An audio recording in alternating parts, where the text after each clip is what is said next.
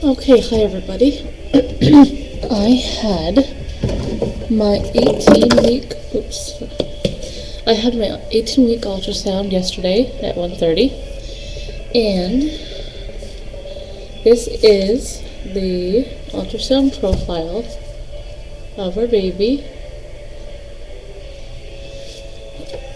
And just so everybody knows, if you all want to know what we're having, because I'm sure you'd like to know, we are having a boy.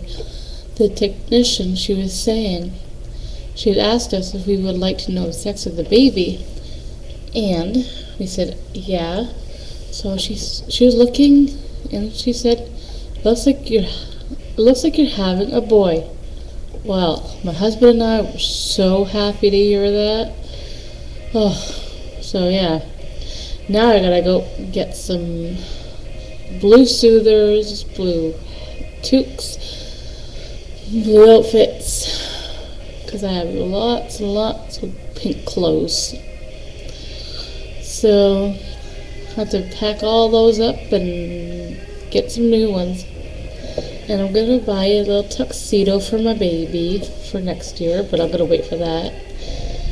So I decided to come on here and let you know how my appointment went.